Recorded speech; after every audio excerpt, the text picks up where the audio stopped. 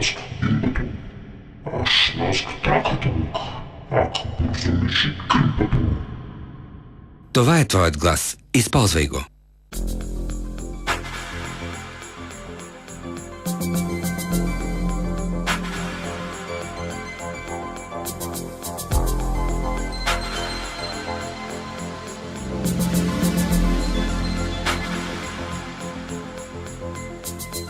Това е прогнозата за времето на 7-ми уедмат, съставен от дежурния синоптик Гандалф Боравесников-Празников.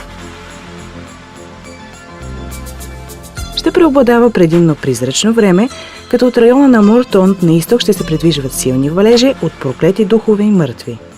В следващите дни метеобалрозите предвиждат тежки валежи в Рохан, които ще спрат в началото на следващата седмица и ще настъпи слънчево време, като за района на Шлемово изгревът ще настъпи в 6 часа и 24 минути.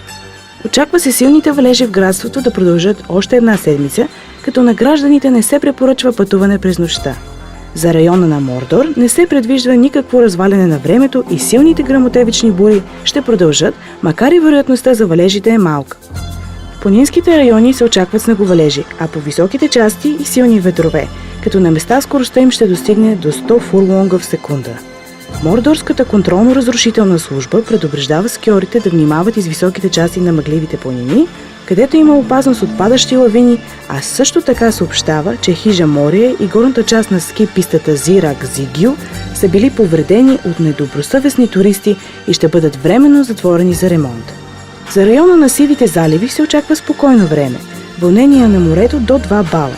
Температурата на морската вода ще бъде 18 градуса. Средните температури за страната ще бъдат както следва. Хобитово минимални 10, максимални 15 градуса. Барат Дур минимални 17, максимални 27 градуса, като към края на седмицата се очаква постепенно захлаждане.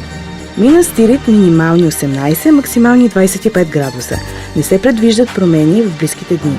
Прохладно ще бъде времето в Минас Моргул, където се очакват минимални температури около 7 и максимални около 12 градуса.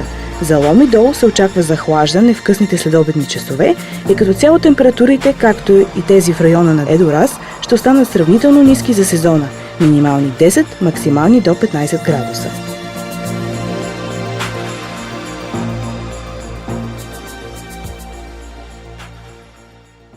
Прогнозата за времето достигна до вас благодарение на Палантир, вашият мобилен оператор. Това е твоят глас. Използвай го.